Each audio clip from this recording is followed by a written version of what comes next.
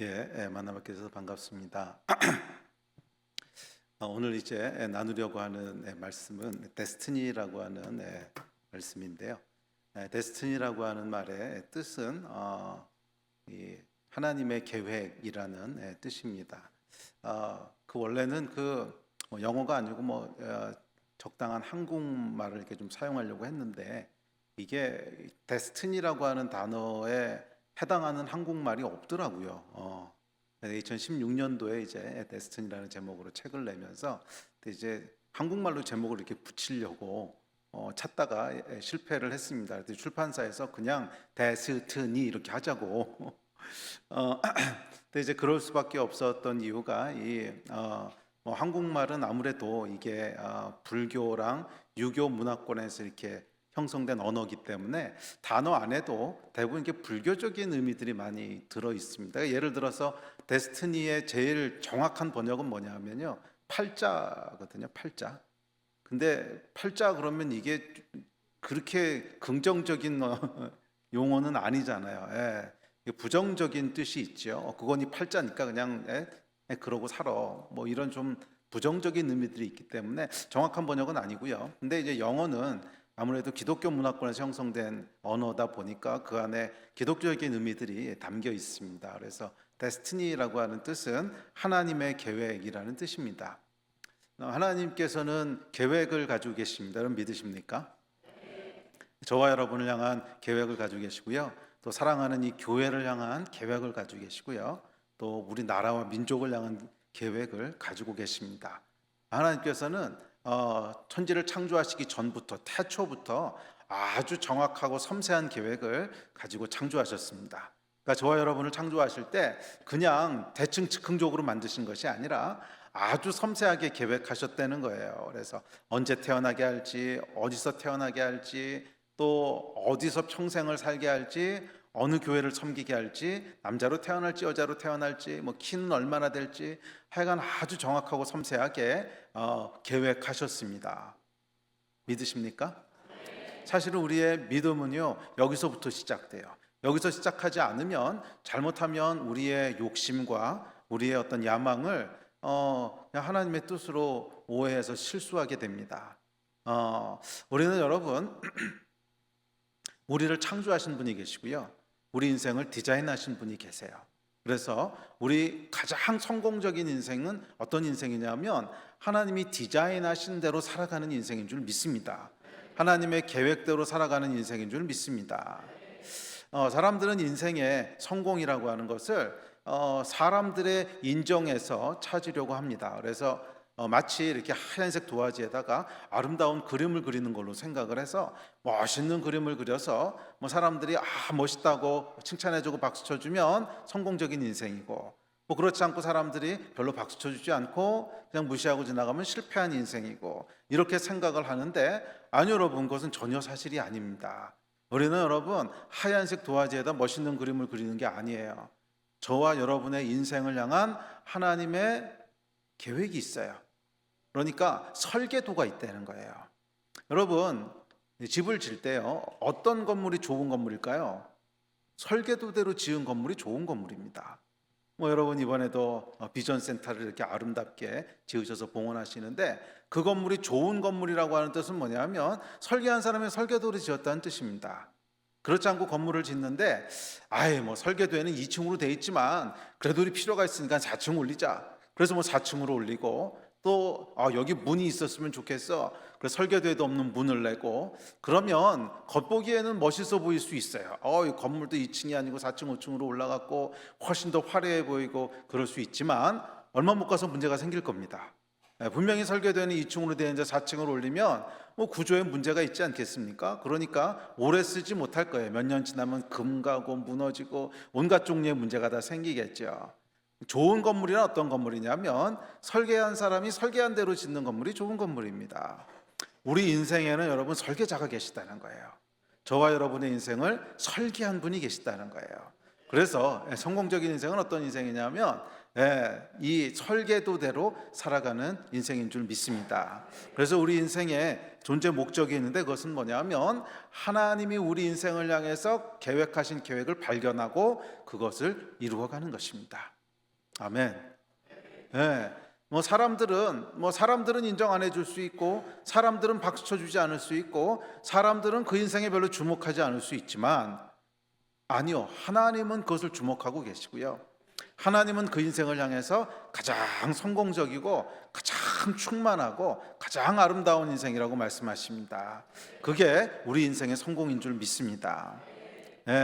그렇지 않고 여러분 그냥 화려한 그림을 그리고 싶어하는 사람, 인생의 성공이라고 하는 것을 사람들의 인정해 두는 사람은 결국 하나님의 계획에서 멀어져서 파산하게 됩니다. 기억하십시오. 저와 여러분의 인생은 언제 가장 성공적입니까? 하나님의 계획을 알고 하나님이 두신 곳에 머물 때 그것이 가장 성공적인 인생이고 그것이 가장 풍성한 인생인 줄 믿습니다. 그 계획을 발견하시고 이루어 가시는 여러분 되시기를 주의 이름으로 축복합니다. 자, 그래서 오늘 저녁에는 데스티니라고 하는 것의 여러 가지 성격에 대해서 함께 좀 살펴보려고 하는데요. 이 데스티니 안에는 첫째, 이 행복과 불행의 DNA를 집어넣으셨어요. 무슨 말씀인가 하면 하나님께서 우리를 창조하실 때 어떻게 창조하셨냐면 하나님의 계획을 발견하고 이루어 가잖아요. 그러면 행복해지도록 만드셨어요. 왜 행복한지는 설명이 잘 안 되는데 그냥 우리 안에서 약간 도파민이 막 나와요. 그렇게 하나님이 창조하셨어요.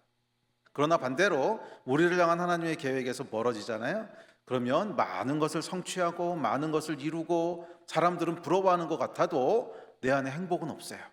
뭔가 아닌 것 같고 뭔가 공허하고 허전하고 그렇게 하나님이 창조하셨어요.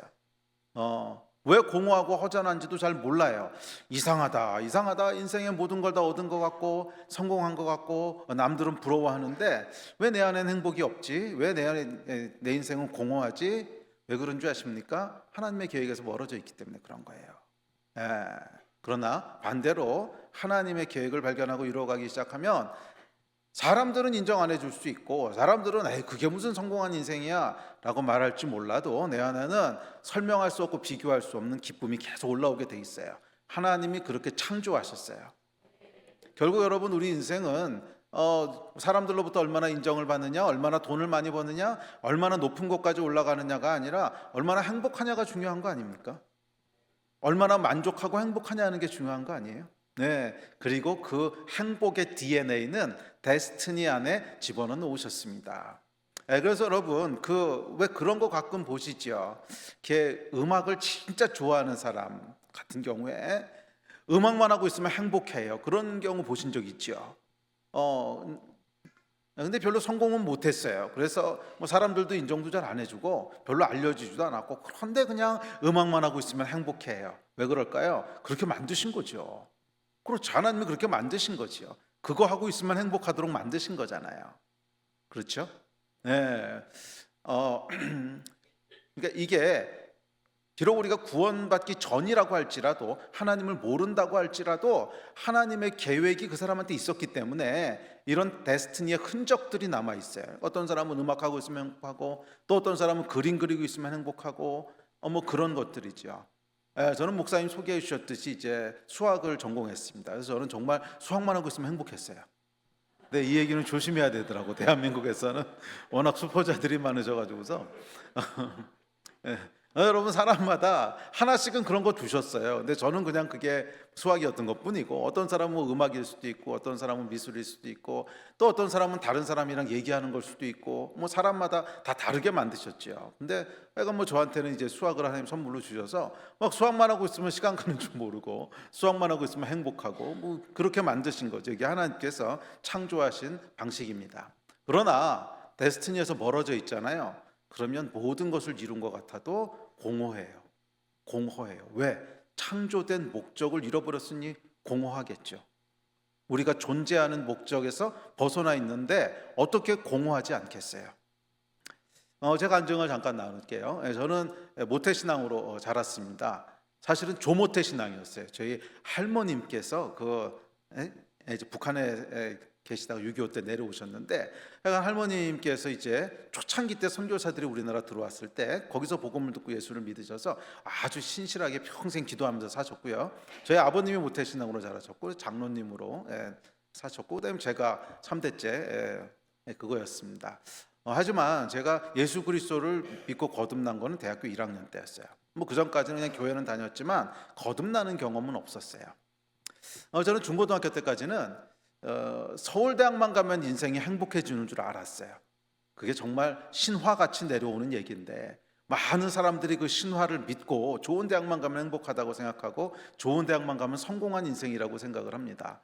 그래서 중고등학교 때까지는 공부한 거 외에는 별로 이제 기억에 남는 게 없어요. 열심히 공부했습니다. 열심히 공부해서 감사하게도 이제 서울대 수학과를 들어가게 됐습니다. 앞서도 말씀드렸지만 전 수학이 너무 재밌었고요. 수학만 하고 있으면 시간 가는 줄 몰랐기 때문에 약간 서울대 수학과가 제일 이제 목표로 했던 데였고, 뭐 감사하게도 수학과를 들어가게 됐습니다. 너무 행복하더라고요. 너무 행복하고, 일단 제가 좋아하는 걸 마음껏 할 수 있다는 게 행복했고, 또 서울대학 들어갔다고 하는 게 너무 행복했고, 너무너무 행복하고 인생이 막 다 제 것 같았어요. 근데 문제는 이 약발이 딱 6개월 가더라고요. 딱 6개월 가더라고요. 일단 중간고사 보고 나니까 행복하지 않더라고요. 서울대학에 들어간 학생들이 생각보다 만족도가 그렇게 높지 않습니다. 생각보다 만족도가 높지 않고, 왜냐하면 일단 시험을 보면 하여간 1등부터 꼴찌까지 나와야 되잖아요. 근데 여기 들어온 학생들은 1등 외에는 별로 해본 적이 없는 애들인데, 그것도 줄 세워서 누군가 꼴찌를 해야 되니까 거기서도 한 상위 10% 되는 애들만, 이제 그런 사람들만 만족하고 나머지는 전부 불행해지는 거죠. 제가 대학교 1학년 때 이제 대학을 들어가면서 나름대로 결단했던 게 있습니다. 뭐였냐면 여한 없이 실컷 놀겠다, 그렇게 결단을 했어요. 중고등학교 때 이제 공부하느라고 눌려 있었으니까 약간 재밌게 그래서 대학교 1학년 때는 하여간 신나게 놀기 시작했습니다. 근데 여러분, 노는 것도요 생각보다 힘듭니다. 노는 것도 이게 창의성이 필요해요. 이게 점점점 만족도가 떨어지거든요. 똑같은 거 계속하고 있으면 재미가 없잖아요. 그래서 그걸 이제 한계 효용 체감의 법칙이라고 하죠. 처음에는 한 5 정도만 놀아도 만족이 있었는데, 똑같은 만족을 얻으려면 강도를 더 높여야 돼요. 한 6, 7 정도로 세게 놀아야지 똑같은 만족이 오고, 그 다음엔 더 세게 놀아야 돼요. 한 10 뭐 이렇게 놀아야 되는데, 뭐 이게 한계가 있지 않습니까? 그래서 놀 수 있는 건 다 놀아봤는데, 할 수 있는 건 다 해봤는데, 그게 딱 6개월 걸린 거죠.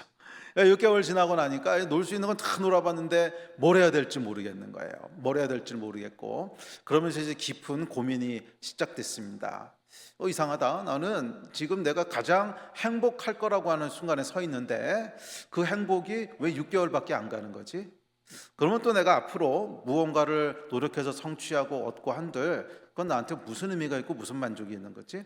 깊은 고민이 시작됐습니다. 그래서 한 6개월간을 그렇게 고민한 것 같아요. 그래서 대학교 1학년이 거의 끝나갈 때쯤에 제가 아주 위험한 결론을 내리게 됩니다.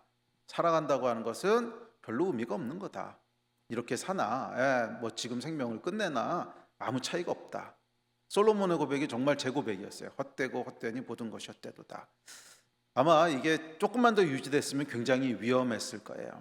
근데 감사하게도 제가 이 모태신앙의 위력이 있습니다. 그렇게 놀고 뭐 밤새도록 술 마시고 뭐 집에 들어간 날보다 안 들어간 날이 더 많았어요. 저희 집이 서울이었기 때문에 별로 학교에서 멀지 않았는데, 그래도 집에 들어간 날보다 안 들어가는 날이 더 많았는데, 이 모태신앙의 위력이 뭐냐면요, 밤새도록 술 마시다가도 주일 예배 드릴 때가 되면 교회를 가요. 그래서 그날도 약간 술을 밤새도록 마시고 시간 보니까 주일이에요. 예배 가야 돼요. 그래서 나 교회 갔다 온다고 그래서 술 냄새를 팍팍 풍기면서 이제 교회를 갔습니다. 교회를 갔는데 교회에 있던 선배가 이제 제 모습을 보고는 되게 위태로워 보였나 봐요. 얘가 참 삶이 위태로워 보인다. 그래서 저를 붙잡고는 그날 복음을 전했습니다. 굉장히 자존심이 상했어요. 제가 그래도 조모태 신앙인데 이게 불신자 취급하는 거잖아요. 그래서 이게 복음을 전하는데 그냥 뭐 그 앞에서는 알았다고 나도 다 안다고 뭐 그러고 이제 집으로 돌아왔습니다. 집으로 돌아와서는 밤에 자려고 이렇게 누웠는데 잠이 안 오고요. 계속 그 생각이 나는 거예요. 그래서 일어나 앉았습니다. 늦은 밤이었는데 일어나 앉아서 기도를 하기 시작했습니다. 근데 제가 그때 잘했던 것 중에 하나가 뭐냐면 이 기도는 말이에요, 여러분 정직해야 돼요. 기도는 하여간 정직해야 돼요. 그래야 역사하는 힘이 있더라고요. 기도는 중언부언해도 안 되고요.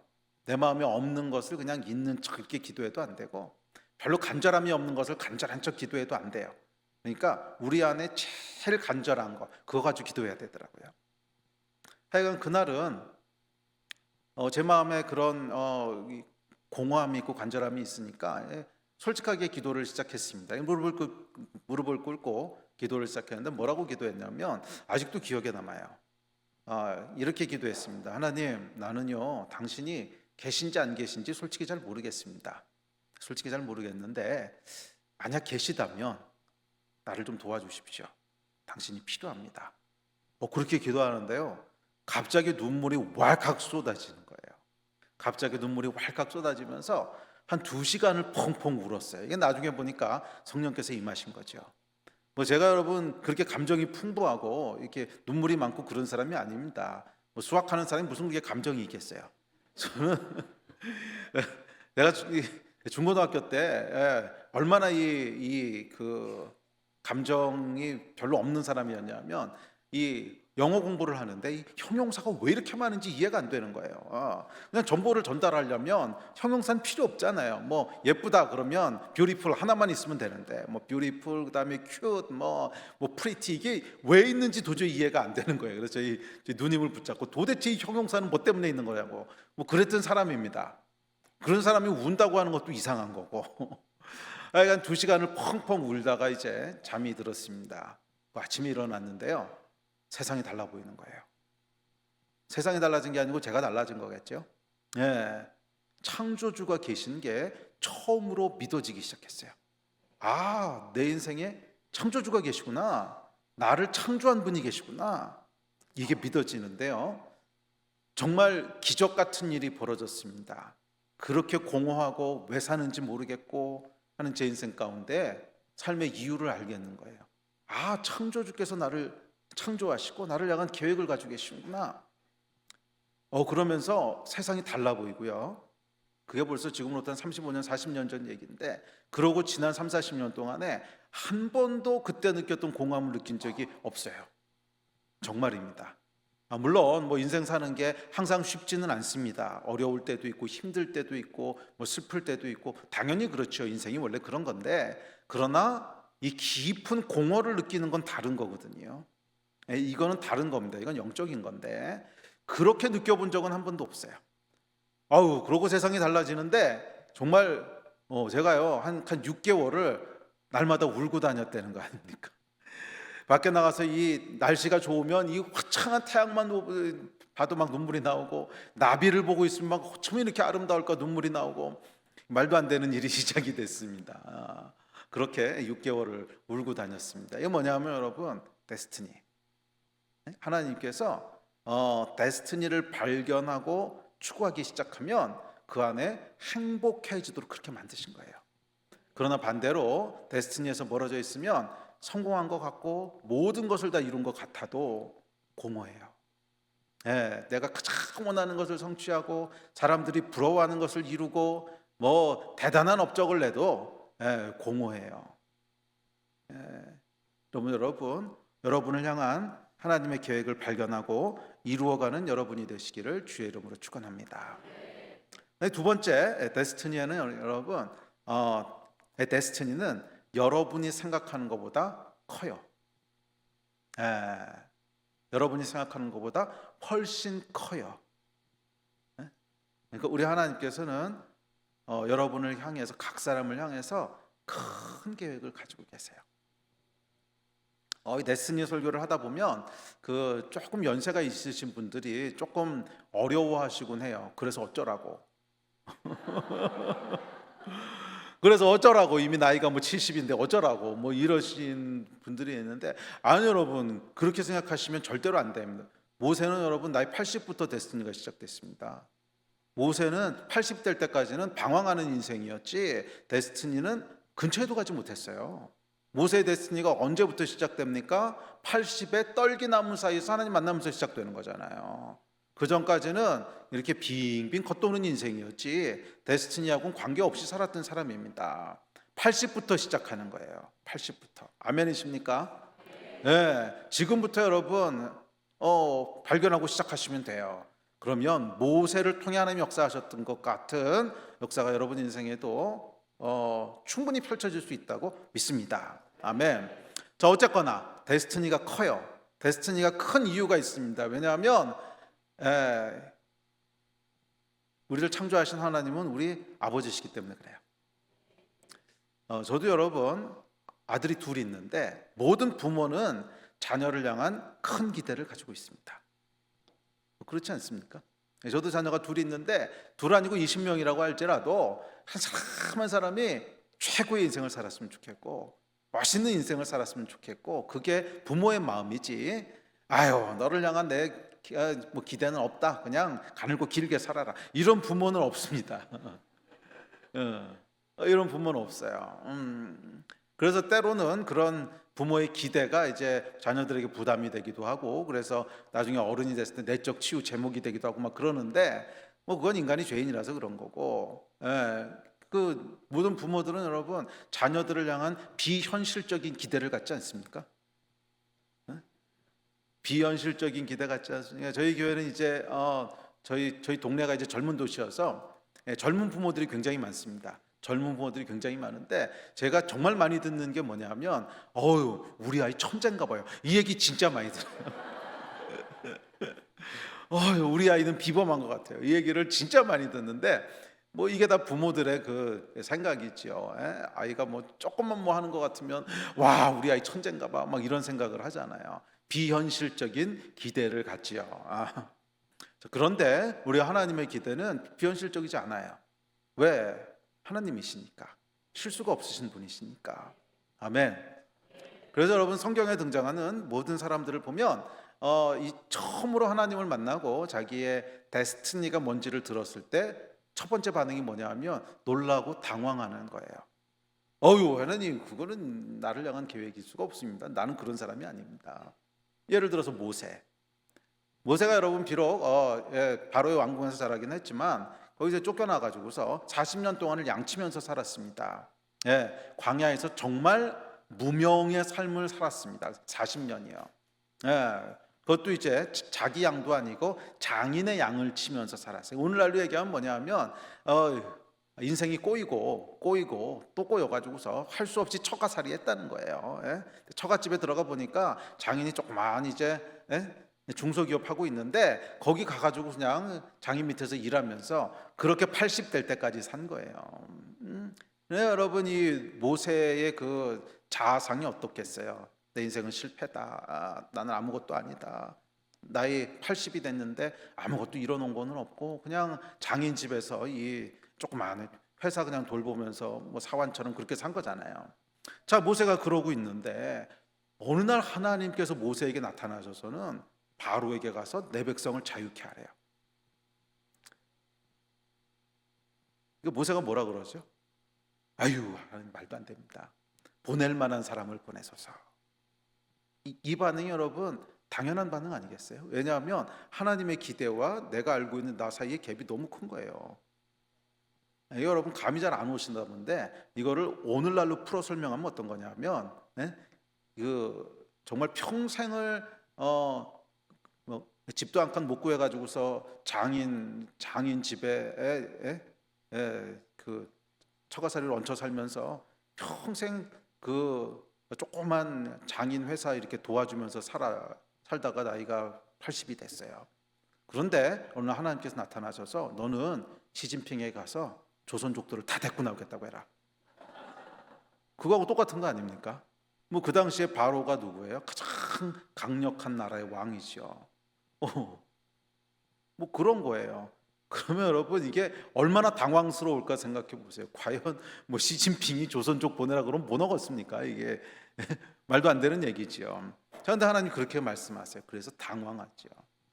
그러니까 여러분 하나님의 데스티니는 항상 우리가 생각하는 것보다 커요. 뭐 기도원도 마찬가지입니다. 기도원에게 하나님께 나타나셔서는 너 큰 용사야 그러고 부르십니다. 근데 여러분 그때가 뭐 하고 있었냐면 기드온이 포도 짚다는 데서 밀타작하고 있었다 그래요. 근데 여러분 포도 짚자는 곳은 이스라엘에 포도 짚자는 데 가보면 굉장히 조그맣습니다. 그러니까 거기서 이렇게 밀타작할 수 있는 데가 아니에요. 밀타작은 좀 넓은 데서 이렇게 타작을 해야 되는데 왜 그랬을까요? 몰래 숨어서 하느라 그런 거거든요. 예, 이제 그때 이제 미디안에 그 식민지 비슷하게 돼 있었기 때문에 하여간 곡식을 추수하면 전부 다 뺏어가는 거예요. 그러니까 요거 들키지 않으려고 몰래 하려고 포도 짚자는 데 가서 이렇게 밀타작하고 있었던 거예요. 이거 얼마나 여러분 구차하고 얼마나 비참합니까? 그런데 하필이면 곡이 나타나셔서는 너 큰 용사여 이렇게 부르시는데 기드온이 어땠을 것 같으세요? 이 갭이 굉장히 크지 않았겠어요? 저와 여러분을 향해서도 하나님께서 마찬가지로 부르세요.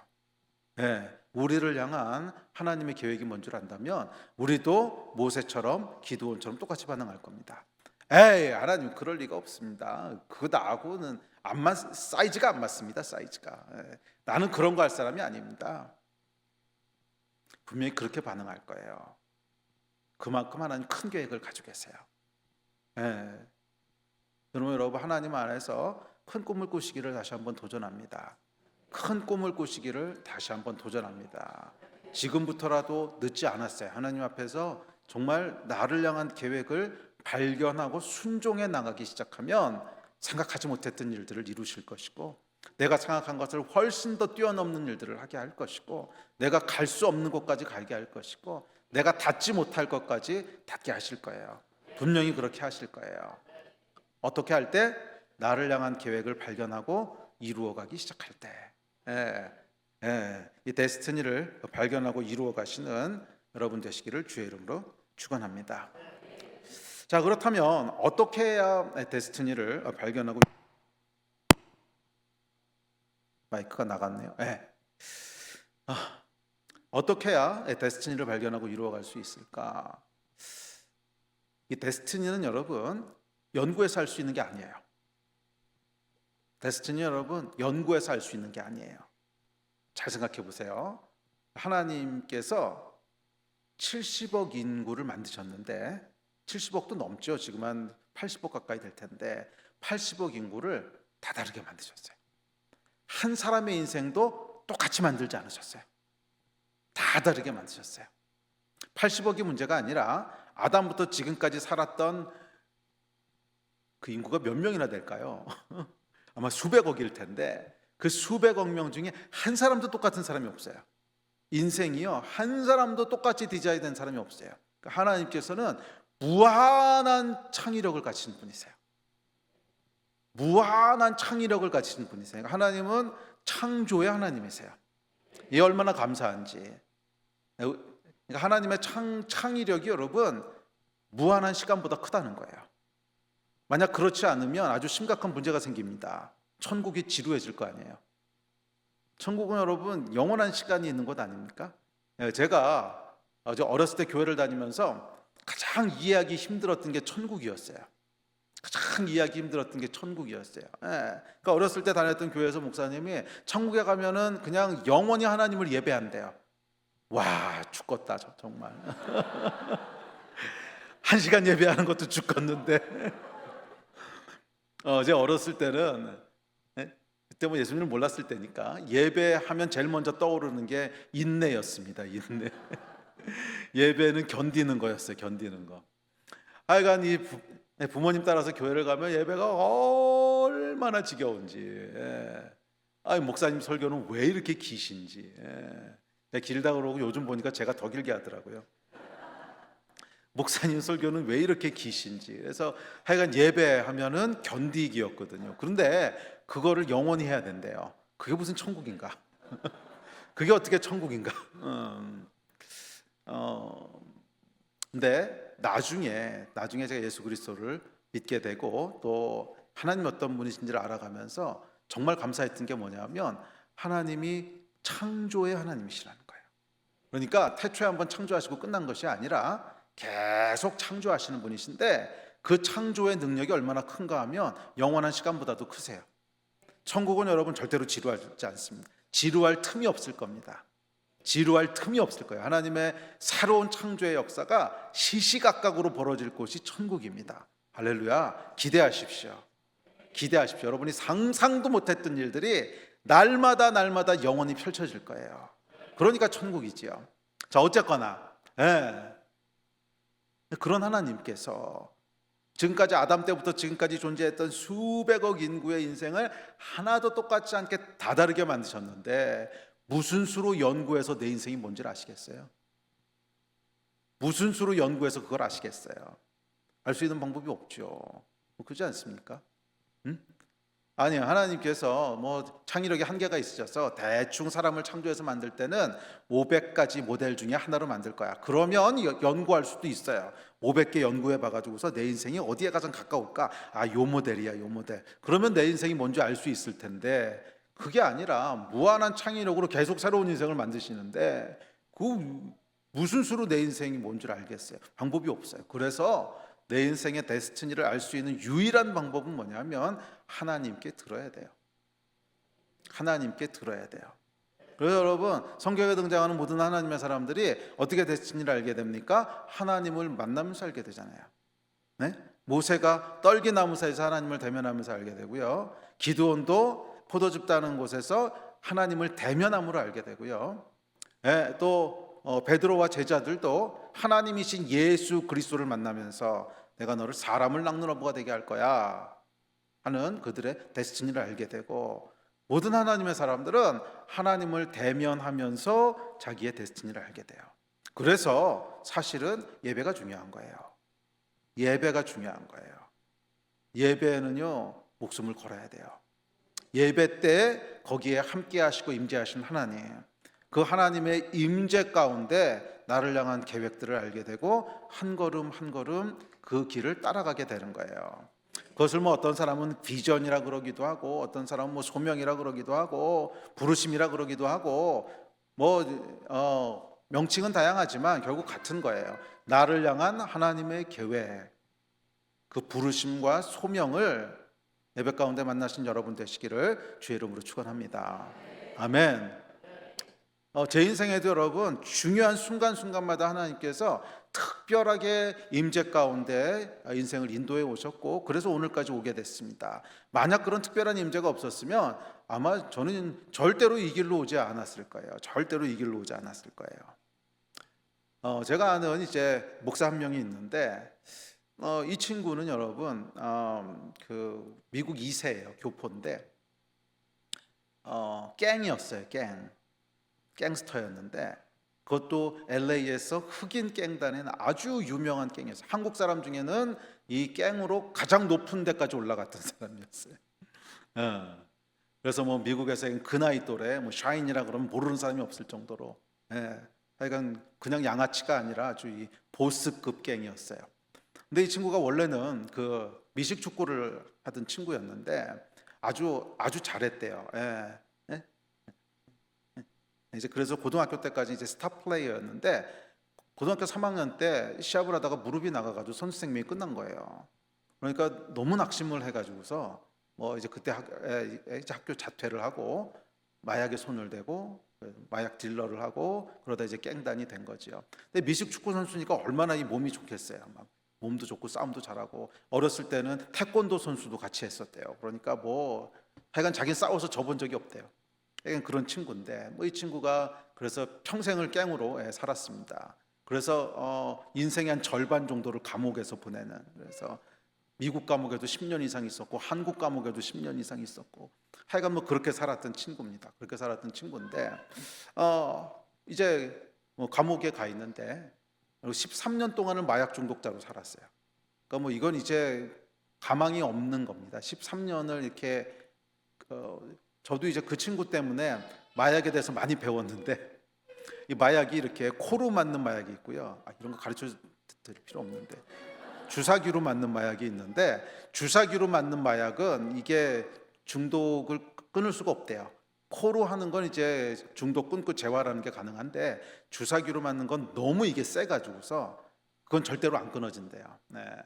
근데 이건 주사기로 13년을 맞았던 친구입니다. 근데 이 친구가 이제 감옥에 갔습니다. 뭐 감옥에서도 여러 번 죽을 뻔했대요. 여러 번 죽을 뻔하고 감옥 밖에서도 총을 2번이나 맞고 하여간 그렇게 파란만장하게 살았던 친구인데 감옥에 갔는데 하루는 목사님이 오셔가지고서 이 친구에게 이제 뭐 기도해 주시고 다음에 그 말씀을 전해 주셨는데 하여간 이 친구가 그걸 듣고 이제 감동이 된 거예요. 그래서 감옥에서 하루는 기도를 해야겠다는 마음이 들어서 감옥에 이제 그 교회가 있는데 그 교회로 갔대요. 교회로 가서 기도하려고 무릎을 딱 꿇었는데 거기서 성령님이 임하신 거예요. 그 자리에 성령께서 임하신 거예요. 그래서 이 친구가 거기서 예수 그리스도를 만나고 완전히 다른 사람이 됐어요. 그래서 거기서 회개하고 결국엔 목사가 됐습니다. 결국 목사가 돼서 지금도 목회 잘하고 있어요. 맞아요. 이분을 향한 하나님의 계획은 마약을 팔고 마약 중독자가 되고 그렇게 인생 끝내는 게 아니었어요. 하나님의 종으로 부르셔서 놀라운 하나님의 사역을 감당하게 하시는 것이 하나님의 태초부터의 계획이었습니다. 태초부터의 계획이었어요. 그런데 그 계획을 언제 알게 됐죠? 성령께서 임하셨을 때, 하나님을 만났을 때 거기서 소명과 부르심을 받고요. 거기서 그의 데스티니가 이루어집니다. 아멘. 그럼 여러분 하나님을 대면하기를 기대하십시오. 예배를 기대하십시오. 아멘.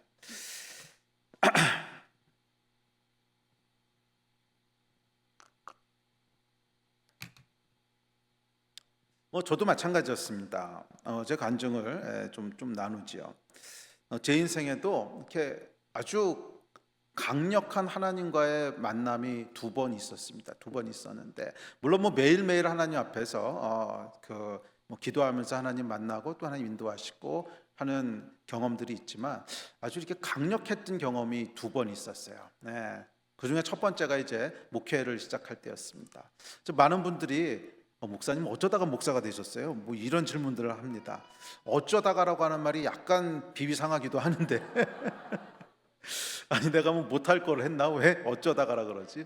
내가 어쩌다가 목사님이 되셨어요? 뭐 이런 질문들을 받는데 하여간 어쩌다 목사가 됐습니다. 저는 원래 이제 대학교 1학년 때 예수님을 만나고 나서 너무너무 좋았어요. 너무너무 뜨거워가지고서 목사가 돼야 되는 게 아닐까 하는 생각을 했었어요. 그런데 하루 생각하고 집어쳤습니다.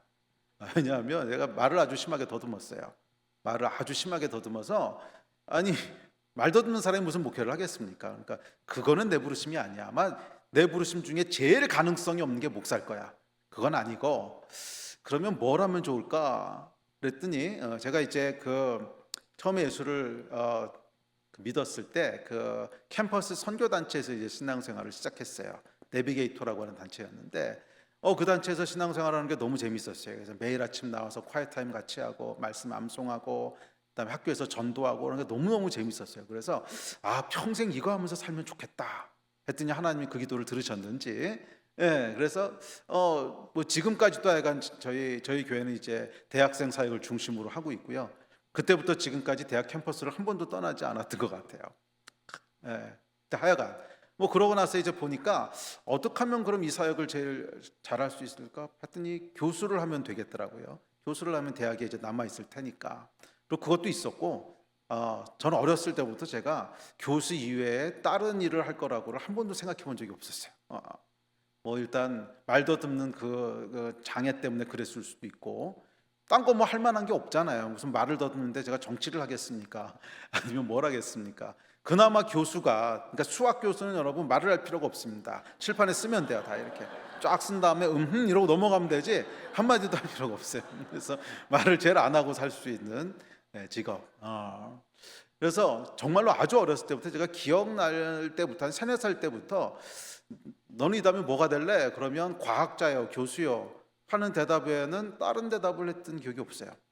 아주 어렸을 때부터 그랬고 저희 아버님이 교수님이셨어요. 저희 아버님이 이제 서울대 수학과 교수님이셨는데 하여간 뭐 그것도 그 영향이 컸던 것 같아요. 아버님이 이렇게 교수하시는 게 되게 좋아 보였나 봐요. 예.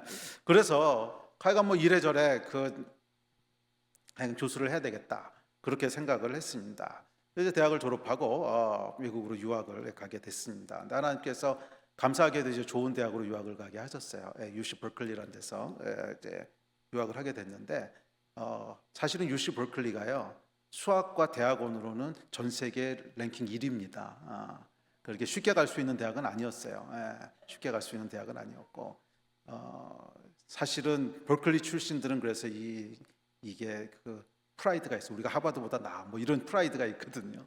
근데 틀린 말은 아니에요. 수학의 한정에서는 사실은 버클리가 더 위였어요. 그때도 그렇고 아마 지금도 아마 그럴 거예요. 그래서 이렇게 쉽게 갈 수 있는 데는 아니었는데, 근데 저도 거기 갔으면 물론 좋겠다고 생각을 했지만 가게 될 거라고 기대는 잘 안 했어요. 왜냐하면 뭐 가기 쉬운 데는 아니었기 때문에. 근데 어드 미션이 오더라고요. 그래서 이건 또 뭐냐. 그래서 감사하게 이제 그곳으로 유학을 가게 됐습니다. 근데 하나님께서는 좀 다른 계획을 가지고 계셨던 것 같아요. 그곳에서 아주 좋은 교회를 만나게 됐고 또 그곳에서 제가 평생의 제 멘토가 되는 그런 선교사님을 만나게 됐습니다. 그분이 이제 평생의 멘토신데 뭐 지금도 멘토신데 그분이 이제 이재환 선교사님이라는 분이셨어요. 근데 그분이 아프리카에 이제 선교사로 계셨던 분인데 그분이 약간 제가 유학생으로 있는 교회에 이제 오셔서 이렇게 집회를 하셨는데 너무나 저한테는 충격이었어요. 마치 사도행전에서 이렇게 툭 튀어나온 것 같은 느낌이었어요. 저분은 어떻게 저렇게 살지? 아니, 똑같은 예수를 믿는데 왜 저분의 하나님하고 내 하나님이 다른 것 같지? 막 이분의 간증이 그냥 기적의 연속인데 너무너무 이게 충격이었고 나도 저렇게 살고 싶어. 그 마음을 하나님 주셨습니다. 그래서 제가 유학생으로 있으면서 선교사가 되어야겠다고 이제 헌신을 하게 됐습니다. 그래서 선교사로 헌신을 하고 저하고 집사람이 같이 이제 헌신을 하고 졸업을 하게 됐습니다. 2000년도에 졸업을 하고 한국으로 귀국을 하게 됐습니다. 뭐 선교사로 나갈 준비를 하려고 이제 들어왔던 건데요. 제가 이제 미국에서 공부할 때 그 한국 정부에서 그 장학금을 받고 갔었습니다. 국비 학생이라고 하는데, 근데 그거는 공부를 끝내고 나면요 반드시 한국에 들어와서 3년 동안 일을 해줘야 되는 그런 의무 조항이 있었습니다. 그래서 빚값으로 들어온 거죠. 선교사로 가는데 정부 돈 떼먹고 갈 수는 없고, 그러니까 들어와가지고 빚 갚고 그러고 나가자. 그래서 이제 한국으로 들어오게 됐습니다. 한국에 들어와 봤더니 미국에 있을 때 저하고 아주 친하게 지냈던 이제 선배 목사님이 한 분 계셨는데 그분도 유학생으로 왔다가 이제 은혜를 받고 목사님이 되신 분이셨어요. 그래서 아주 친했던 진짜로 친형제처럼 친했던 분인데 그분이 이제 수원에서 대학생들 수원에 경희대 캠퍼스가 있는데 경희대 대학생들하고 함께 교회를 시작을 하신 거예요. 뭐 조그만 교회였어요. 대학생들하고 이렇게 같이 집사님 몇 분이랑 이렇게 교회를 개척을 하셨습니다. 그래서 저는 뭐 다른 생각은 해보지도 않았어요. 워낙 친했던 분이어서 당연히 한국에 가면 그 목사님 도와드려야지. 당연히 한국 가면 도와드리다가 3년 있다가 그 교회에서 파송받아서 선교사로 나가야겠다. 이제 그렇게 하고 들어왔습니다. 한국에 들어왔더니 또 하나님께서는 전혀 다른 계획을 가지고 계시더라고요. 들어왔습니다. 들어와서 그 교회를 갔는데 제가 이제 한국에 들어오자마자 그 목사님이 이제 미국 시민권자셨어요. 유학생으로 갔다가 미국 시민권이 있는 자매님하고 결혼을 하셔서 시민권자셨는데 하여간 시민권에 문제가 몇 가지 생기시면서 한국으로 돌아가셔야 되게 된 거예요. 아니 미국으로 돌아가셔야 되게 된 거예요. 그래서 갑자기 돌아가시게 됐습니다. 교회를 개척한 지 6개월 됐는데 갑자기 돌아가시게 된 거예요. 그러니까 교회는 시작됐는데 목사님이 없어진 거죠. 근데 여러분 아시겠지만 개척 교회는 누구 청빙하기도 쉽지 않습니다. 이게 뭐 교회가 어느 정도 그래도 좀 돼야지 청빙을 하는 건데 이게 막 개척한 교회인데다가 학생들하고 개척을 했기 때문에 뭐 재정적으로도 사실 기초가 없었고 하여간 뭐 그런 상태였습니다. 근데 그 목사님이 저를 이렇게 부르시더니 아유 그냥 네가 하면 되겠네 뭐 그러고 그냥 가셨어요. 아니 저는 뭐 신학을 한 것도 아니고 그래서 저는 이거는 절대 내 부르심이 아니다. 근데 그러고 있었는데 이제 교회를 같이 개척했던 집사님 두 가정이 계셨는데 두 가정이 저한테 이렇게 오시더니 저도 그때 집사였는데 집사님 3년은 한국에 계셔야 되죠? 그래서 예, 3년은 빚 갚느라고 한국에 있어야 됩니다. 그러면 목사나 선교사나 비슷한 건데 3년만 교회를 좀 맡아주십시오. 교회가 조금 안정되면 다른 분 청빙할 수 있으니까 3년만 맡아주십시오. 그래서 제가 아유 말도 안 된다고, 그건 제 이제 부르심이 아니고 뭐 저는 신학도 안 했고 뭐 더군다나 제가 말을 심하게 더듬어가지고 설교도 못하고 그거는 아니라고 그랬는데 이분들이 뭐라 그러시냐면 그래도 기도는 해보셔야 되잖아요 이러시는 거예요. 맞는 말이죠. 기도는 해봐야 되는 거죠. 그래 알겠다고 그럼 기도해 보겠다고. 그래서 이제 기도하러 기도원에 들어갔습니다. 서울에 있는 이제 광림수도원이라고 하는 기도원이었는데 그 기도원에 이렇게 올라가면서 제가 이렇게 기도했습니다. 하나님, 제가 목회를 해야 되는 것이 하나님 뜻이면 알아듣게 말씀해 주십시오. 대충 감동이 있다 뭐 이런 거 가지고 안 되고 초자연적인 음성으로 들리는 목소리로 누구도 부인할 수 없게 그렇게 말씀해 주시면 제가 알아듣고 순종하고요. 그렇지 않으면 그냥 원래대로 이따 3년 있다 선교사로 나가겠습니다. 그러고 올라가면서 제 안에 믿음이 있었어요. 그런 음성은 절대로 들릴 리가 없다는. 제 신앙의 그 백그라운드가요, 이런 성령에 대해서 굉장히 터부시하는 데서 자랐습니다. 그래서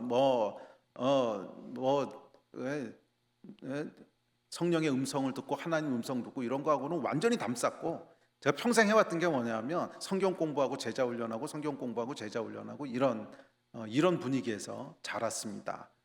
제가 말씀드렸지만 그 내비게이터라는 데 성경 공부를 시작했는데 여기가 얼마나 성령에 대해서 터부시하는 곳이었냐면 저를 이제 멘토해 줬던 그 선배가 있었는데 그 선배가 방언하다 쫓겨났어요. 방언을 하면 쫓겨나는 곳이었습니다. 그러니까 뭐 그런 분위기에서 자랐으니 뭐 당연히 그런 일이 일어날 리가 없다고 생각을 했죠. 뭐 그러고 이제 기도원에 올라갔는데 3일째 되는 날이었는데 제 평생 처음으로 하나님께서 초자연적으로 말씀하시는 그런 경험을 하게 됐습니다. 3일째 되는 날이었는데 저녁 때 기도를 하고 있었는데 성령께서 말씀을 시작하신 거예요. 저도 굉장히 혼란스러웠어요. 근데 뭐라 그러셨냐면 저의 데스티니에 대한 거였는데 너는 선교사로 내가 부른 게 아니라는 거예요. 그러면서 너는 트레이너로 내가 불렀고 그래서 새로운 세대를 내가 일으킬 텐데 그 세대를 훈련시키고 그들을 보내고 그들이 요단강을 건너와서 땅을 정복하는 여호수아의 군대가 될 거라고. 그런 말씀이었어요. 사실은 제가 굉장히 혼란스러웠는데 하여간 그렇게 말씀 안 하셨으면 도저히 못 알아들었을 거예요. 절대로 목회를 안 하겠다고 생각하고 있었기 때문에 그렇게 말씀 안 하셨으면 아마 그냥 알아들을 수 있을 것 같았으면 그렇게 말씀 안 하셨겠죠. 진짜 못 알아들을 것 같았었나 봐요. 하여간 그래서 이제 뭐 기도원에서 내려왔습니다. 내려와서는 교회 이제 리더들과 함께 그러니까 이 교회를 내가 이제 목회하는 게 맞는 것 같다고 그러면서 간증을 쭉 했습니다. 하나님 이렇게 말씀하셨다고. 그래서 창졸관의 목회를 하게 됐습니다. 정말 생각도 안 했던 일을 일주일 만에. 제 인생에 이런 일이 벌어질 거라고 생각을 못했어요. 제가 이제 수학 전공했다는 데서 여러분 아마 예측하실 수 있겠지만 제 MBTI는요 J자가 이따만 합니다. J자가 정말 이따만 해서요. 완벽하게 계획이 돼 있어야 되고 플랜 B, 플랜 C가 완벽하게 있어야 되고 제가 계획했던 거에서 틀어지는 거에 엄청 스트레스 받고요. 계획한 대로 그대로 돼야 되는 사람이고 그런 사람이거든요. 그런데 일주일 만에 목회를 하게 됐다고 하는 것은 정말 상상할 수 없는 일이에요. 정말 상상할 수 없는 일입니다. 그 데스티니라고 하는 게 이런 거예요. 그러니까 하나님께서는 상상할 수 없는 길로 우리를 인도하세요. 될 법한 거 되게 하시는 분이 아니라 안 되는 거 되게 하시는 분이 하나님이세요. 광야에 길을 내신다잖아요. 사막에 강을 내신다. 안 되는 일들이잖아요. 안 되는 일들을 되게 하는 분이세요. 아멘. 그래서 하여간 창졸관에 정말 일주일 만에 목회를 하게 됐습니다. 그래서 제 첫 번째 직함이 뭐였냐면 담임 집사였어요. 아무것도 없으니까. 이게 뭐 개척교회니까 가능한 거죠. 뭐 개척교회나 목회자가 없으니까 어떡합니까? 누군가 해야 되니까. 담임 집사였습니다. 그때가 이제 2월 달이었는데, 그래서 부랴부랴 신학교를 알아보니까 빈자리가 있더라고요. 그래서 3월 달에 신학교 등록하고 전도사 안수 받고 2단을 면했습니다.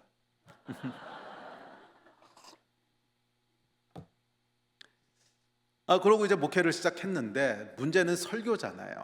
제가 말을 더듬는데 이 설교를 어떻게 합니까? 그러니까 이게 정말 창졸간에 시작하는 바람에 무슨 전도사 때 선교 훈련을 받아보고 뭐 부목사 거치고 이런 게 아니거든요. 집사로 있다가 갑자기 담임 목회를 해야 되니까 매주 설교를 해야 되는데 이 말이 안 되는 일을 시작한 거죠. 그래서 이제 뭐 설교를 해야 되는데 뭐 토요일 날 이제 설교 준비는 다 이렇게 해놨어요. 근데 워낙 성경 공부를 오래 이제 했었기 때문에 뭐 설교 준비하는 게 그렇게 어렵지는 않았어요. 그런데 이제 문제는 말도 듣는 거죠. 그래서 토요일 밤에 설교 준비를 다 끝내놓고는 잠이 안 오더라고요. 불안하니까 잠이 안 오는 겁니다. 그래서 잠이 안 오니까 어떡합니까? 기도해야죠. 그래서 이제 기도를 시작했습니다. 하나님, 과연 도와주셔야 됩니다. 주님 도와주지 않으시면 이거는 큰일 납니다. 할 수 있는 일이 아닙니다. 그렇게 기도하다가 이제 뭐 새벽이 됐습니다. 새벽이 되니까 화가 나더라고요. 왜 나만 미워하십니까? 하나님. 말 잘하는 사람들 저렇게 많은데 왜 그 사람들 놔두고 나만 붙잡아다 이런 거 시키시냐고 막 화를 내다가 아침이 되니까요 기도가 바뀌어요.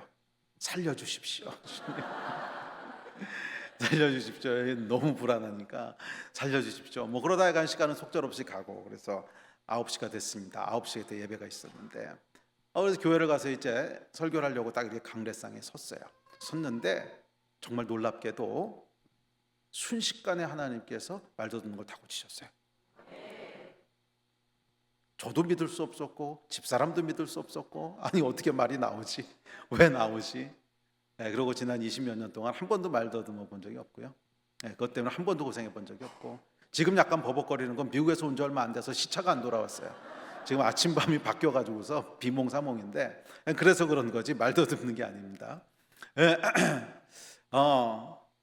정말 순식간에 하나님이 고치셨습니다. 그래서 이제 그 경험을 통해서 제가 아주 중요한 것을 깨닫게 됐습니다. 사실은 제가 말 더듬는 거 고쳐달라고 얼마나 오랫동안 기도했겠어요. 그렇지 않아요? 불편하니까 정말 오래 기도했습니다. 제 철들고 나서는 아마 제일 먼저 했던 기도가 그거였던 것 같아요. 하나님 나도 말 잘하게 해주십시오. 말 더듬지 않게 해주십시오. 근데 안 되더라고요. 그런데 35살이 됐을 때 35년 만에 처음으로 하나님께서 그 기도에 응답하셨어요. 그 일을 통해서 제가 배우게 된 게 있습니다. 데스티니에는 돌파하는 능력이 있다는 거예요. 데스티니에는 돌파하는 능력이 있다는 거예요. 왜냐하면 하나님의 계획이니까. 사람의 계획이라면 안 될 수도 있어요. 뭐 능력이 부족해서 안 될 수도 있고 재수가 없어서 안 될 수도 있고 안 될 수가 있어요. 그러나 하나님의 계획을 누가 맡겠어요? 하나님이 하시겠다고 하는 걸 누가 맡겠어요? 그잖아요. 하나님이 하겠다는 걸 누가 맡겠습니까? 세상이 맡겠습니까? 원수 마귀가 맡겠습니까? 아무도 막을 수 없어요. 왜? 하나님이 하시겠다는 거니까. 그래서 항상 데스티니에는 뭐가 있냐면 능력이 따라와요. 능력이 따라와요. 아멘. 성경에 보면 그 이야기로 가득하지 않습니까? 네. 성경에 보면 그 이야기로 가득하지 않습니까? 모세 때 여러분 모세의 데스티니가 있었습니다. 출애굽하는 거죠. 출애굽을 했습니다. 백성들을 데리고 나왔는데 앞에 보니까 큰 홍해가 가로막고 있습니다. 뒤에는 바로의 군대가 쫓아옵니다. 그러니까 어떻게 됐어요? 홍해가 갈라지잖아요. 왜? 데스티니가 출애굽하는 건데 이 하나님의 계획을 누가 감히 막겠어요? 바다가 막겠습니까? 천만에. 바다라 할지라도 하나님이 가르신다는 거예요. 왜? 내 계획을 누가 감히 막냐는 거예요. 내 계획을 누가 감히 막냐는 거예요. 바로도 막을 수 없고 바다도 막을 수 없고 하나님이 하시겠다고 하는 걸 누가 막겠어요? 여호수아 때도 똑같은 일이 벌어집니다. 여호수아의 데스티니는 뭐였냐면 이들을 데리고 가나안 땅으로 들어가는 거죠. 근데 가나안 땅에 들어갔더니 거기 뭐가 있습니까? 여리고 성이 있습니다. 이 여리고 성은 여러분 굉장히 큰 성이었습니다. 사실은 난공불락의 성이었어요. 얼마나 큰 성이었냐면 성벽에요, 기생 라합이 집을 짓고 살았어요. 성벽이 얼마나 두꺼웠나 생각해 보세요. 요만한 성벽에다가 집 질 수는 없잖아요. 그러니까 성벽이 굉장히 컸다는 거예요. 그리고 지금도 남아있는 여리고 성의 그 유적이 있는데 굉장히 큰 성이었어요, 그 당시에는. 그러니까 이게 정복할 수 있는 성이 아니라는 거예요. 그런데 누가 무너뜨리시죠? 하나님이 무너뜨리시잖아요. 전쟁에서 무너뜨린 것도 아니었어요. 그냥 빙빙 돌고 소리쳤더니 하나님이 무너뜨리셨어요. 왜? 하나님의 계획이니까. 하나님의 계획을 누가 막겠냐는 거예요. 인간이 막을 수 없다는 거예요. 예, 이게 여러분 데스티니의 능력입니다. 저와 여러분도 마찬가지입니다. 누구든지 모세뿐만 아니라 여호수아뿐만 아니라 저뿐만 아니라 누구든지 우리를 향한 하나님의 계획을 발견하고 그 계획을 이루어가기 시작하면 그 앞에 홍해가 있으면 갈라질 거고요, 여리고가 있으면 무너질 겁니다. 아멘이십니까? 이게 데스티니의 능력이에요. 만약에 여러분들이 오랫동안 기도해 왔는데 혹시 응답이 안 되는 것이 있다면, 다는 아니겠지만 그 중에 어떤 것들은 데스티니와 연결된 걸 수도 있어요. 오랫동안 기도했는데 이게 나쁜 것도 아니고 이게 좋은 거고 분명히 하나님께 들어줄 것 같은데 안 들어주시는 것이 있다면 여러분의 데스티니와 연결되어 있을 수 있습니다. 네, 만약에 여러분들을 향한 데스티니를 발견하고 그 데스티니를 향해 한 발을 뛰면요, 뛰는 순간 여리고가 무너질 거예요. 뛰는 순간 홍해가 갈라질 거예요. 이것을 믿으시는 여러분 되시기를.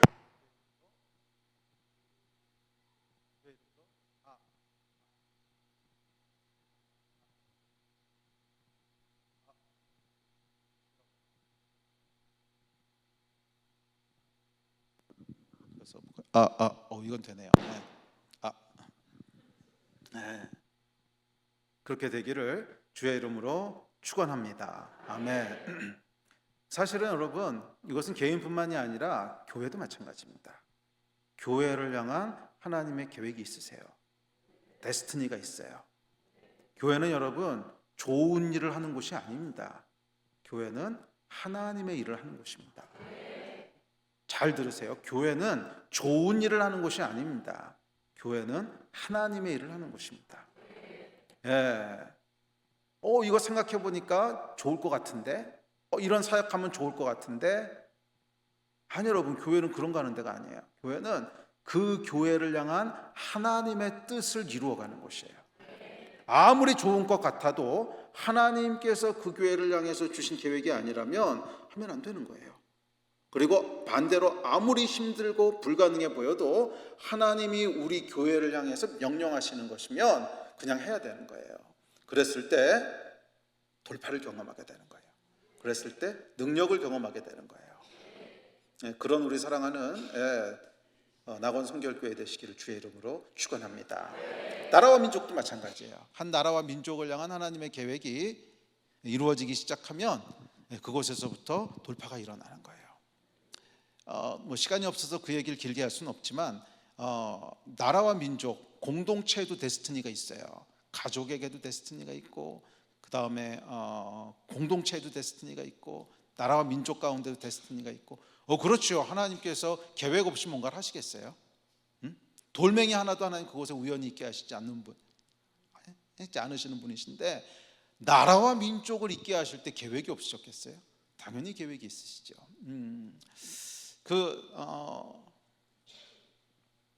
그렇다면 이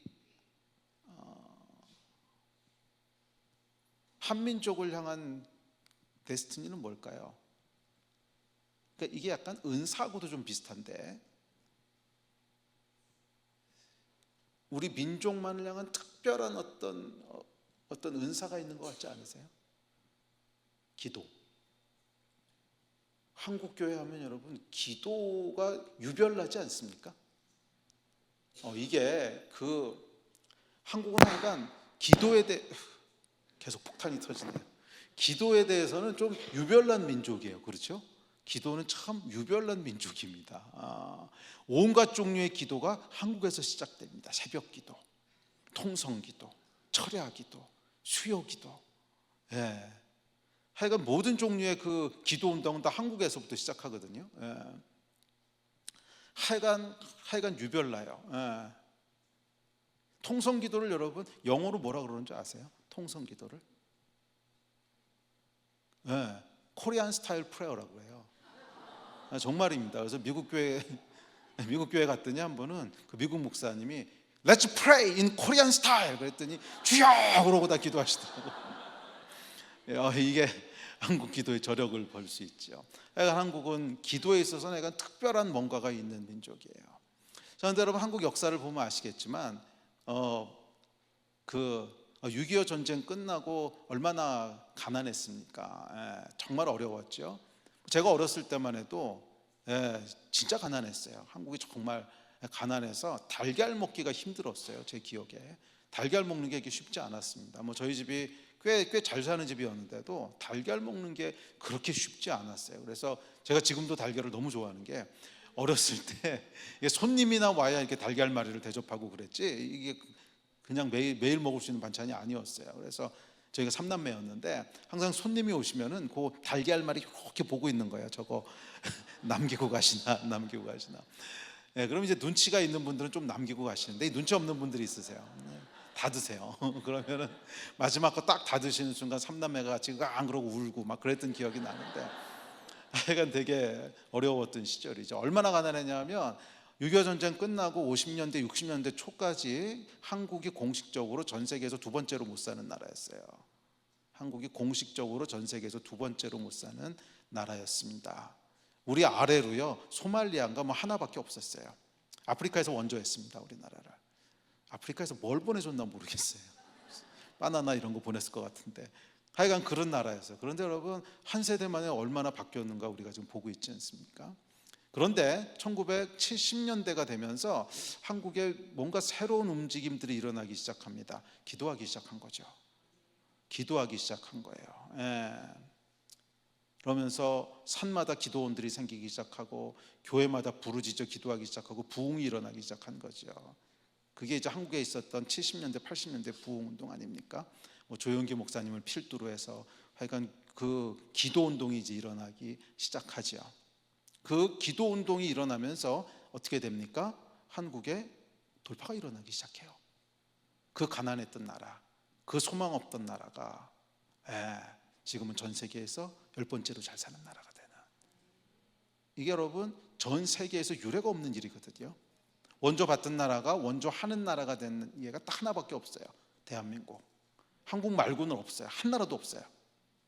진짜 기적이 일어난 거예요. 전 세계에서 두 번째로 못 살던 나라가 전 세계에서 10번째로 잘 사는 나라가 되는. 할렐루야. 이 역사가 왜 일어났습니까? 하나님이 하신 거죠. 언제? 한국이 데스티니에 들어서기 시작했을 때. 태초부터 하나님께서는 한국을 어떻게 세우셨냐면 중보하는 나라로 만드신 거예요. 한국을 중보하는 나라로 만드신 거예요. 아멘이십니까? 그래서 한국 사람은요 기도해야 살아요. 중보 기도해야 살아요. 안 그러면 죽어요. 왜? 우리의 데스티니이기 때문에 그래요. 한 번은 제가 프랑스에서 집회를 하면서 프랑스 사람들을 대상으로 이제 집회를 한 적이 있어요. 근데 그때 뭘 했냐면 이제 기도에 대한 것을 가르치고 있었습니다. 근데 기도에 대한 걸 가르치는데 그 기도는 기도에 대해서 배우는 것보다 기도하는 게 중요합니다. 그래서 조금 강의를 한 다음에 같이 기도합시다. 그리고 프랑스 사람들을 데리고 기도를 시작했습니다. 그래서 한국식 기도를 가르쳐 드릴 테니까 따라 하시라고 그랬더니 알았대요. 그래서 한국식 기도는 주여를 3번 부르짖고 하는 거라고. 그래서 주여가 이제 프랑스어로 뭐냐 그랬더니 세뇨르래요. 그러면 세뇨르를 3번 부르짖고 크게 부르짖고 이제 기도하라고. 그랬더니 알았대요. 그래서 자 그럼 제가 1, 2, 3 셀 테니까 3 하면은 이제 세뇨르 세뇨르 세뇨르 그러고 기도하는 거라고. 그랬더니 알았대요. 그러고 이제 1, 2, 3를 셌는데 이 사람들이 어떻게 하냐 하면요 세뇨르 세뇨르, 세뇨르 이러고 있는 거예요. 이래서 무슨 기도가 되겠어요? 그래서 아이 그렇게 하면 안 된다고, 그렇게 하면 안 된다고, 크게 하라고, 세뇨르, 세뇨르 이렇게 하라고 그랬더니 알았대. 그러더니 또 세뇨르 뭐 이러고 있는 거예요. 그래서 안 되겠다고, 이 나라 언어는 안 되니까 그냥 한국말로 하자고. 뭐 주여 쉬우니까 그냥 주여로 하자고 그랬더니 또 알았대요. 그래서 그럼 주여 3번 하는 거라고 그랬더니 알았대. 그러더니 또 주여 주여 뭐 이러고 앉았어요. 그래서 야 이건 안 되겠구나. 그래가지고 결국 실패했습니다. 결국 실패하고 이제 돌아왔는데, 돌아오는 비행기 안에서 이상하다, 한국 사람은 되는데 이 프랑스 사람들은 왜 안 될까, 이제 그 생각을 하는데 번개같이 한 생각이 떠올랐습니다. 한국 사람들이 주여를 부르짖으면서 기도할 수 있는 이유가 있구나. 왜냐하면 한이 많아서 그렇구나. 한이 많아서 그렇구나. 이 한 때문에 여러분 우리는 작게 기도할 수가 없는 거잖아요. 이 한의 여러분 정확한 정의가 뭐냐면 역사적으로 축적된 슬픔이란 뜻입니다. 역사적으로 축적된 슬픔. 그러니까 역사적으로 슬픔이 계속 반복돼서 그것이 민족성이 된 거예요. 그게 이제 한이거든요. 한국 역사를 보면 전쟁을 800번을 겪습니다. 전쟁 800번이라고 하는 것은 전쟁을 겪지 않은 세대가 거의 없다는 거예요. 전쟁을 겪지 않은 세대가 거의 없다는 거예요. 그럼 전쟁을 겪으면 무슨 일이 벌어지냐면 남편이 죽고 아내가 끌려가고 자녀들이 죽고, 그러니까 이게 말할 수 없는 고통이 있잖아요. 그러니까 이 고통이 쌓이고 쌓여서 뭐가 된 거예요? 민족성이 된 게 한이죠. 그래서 이 한은 지금 우리 다음 세대, 자녀 세대 같은 경우에는 뭐 한이 있을 만한 세대가 아니거든요. 얘네는 전쟁을 겪은 것도 아니고. 그런데 얘네 안에도 그 정서가 있어요. 부모로부터 물려받는 거죠. 그래서 한 때문에 우리는 작게 기도할 수가 없어요. 저희 어머님이랑 할머니 때 이제 기도하시는 거 들어보면 기도가 이제 맨 그런 거였어요. 주여 그러고 다음에 엉엉 우시면서 우리 시어머니가 나를 이렇게 괴롭게 하는데 뭐 이게 이제 한에서 나오는 기도인 거죠. 이 한은 여러분 좋은 건 아닙니다. 사실은 저주죠. 그런데 놀랍게도 예수 그리스도께서 십자가에 달리셨잖아요. 구약에 보면, 레위기에 보면, 민수기에 보면 십자가에 달린 자마다 저주받는 자래요. 그런데 이것이 신약으로 넘어오게 되면, 예수 그리스도의 십자가를 통과하게 되면 이 저주가 모든 민족을 구원하는 축복이 되잖아요. 이게 복음이거든요. 저주가 바뀌어서 축복이 되는 게 복음이거든요. 한국도 똑같습니다. 한이라고 하는 건 좋은 거 아니에요. 저주지요. 아니 800번 전쟁 겪은 게 어떻게 축복이겠습니까? 저주죠. 그런데 100년 전에 이 땅에 복음이 들어오고, 복음이 들어오면서 우리 안에 이 한, 저주라고 생각했던 한이 오히려 기도할 수 있는 능력이 된 거잖아요. 예수께서 예수께서 하나님이시지만 그 모든 고통을 친히 겪으심으로 중재자가 되시잖아요. 우리 민족도 마찬가지죠. 이 한이 있는 민족이기 때문에 힘들고 고통스러운 민족과 상황들을 보면 그냥 기도가 나와요. 그렇지 않습니까? 지금도 이렇게 우리 민족처럼 하여간 그렇게 긍휼이 많은 민족도 드물어요. 뭐 어디 전쟁이 났다 그래서 고아들이 생겼다 그러면 그냥 하여간 내일같이 느끼죠. 이게 왜 그래? 한 때문에 그렇거든요. 이게 여러분 하나님께서 주신 은혜 아니겠습니까? 그래서 한민족의 데스티니는요 중보하는 기도예요. 기도해야 살아요. 물론 뭐 다른 나라 교회들도 기도해야 살지만 한국은 더욱더 그렇습니다. 기도하지 않으면 죽어요. 반대로 기도하면 생각하지 못했던 기적들을 이루십니다. 불가능한 일들을 가능케 하세요. 바다를 가르시고 여리고를 무너뜨리세요. 왜? 우리의 데스티니이기 때문에 그래요. 아멘. 다시 한번 말씀드리지만 사랑하는 이 교회를 향한 하나님의 계획이 있습니다. 이 계획을 발견하고 이루어가기를 힘쓰십시오. 좋은 일 많이 하는 교회가 아니라 하나님의 일을 하는 교회가 되시기를 축복합니다. 좋은 크리스천이 아니라 영적인 크리스천이 되시기를 주의 이름으로 축원합니다. 저와 여러분을 향한 하나님의 계획들을 발견하고 이루어가기를 시작하십시오. 그랬을 때 우리가 생각하지 못했던 하나님의 능력들을 보게 될 것이고 그 위에 하나님이 축복하실 줄 믿습니다. 이 축복이 충만한 여러분 되시기를 주의 이름으로 축원합니다.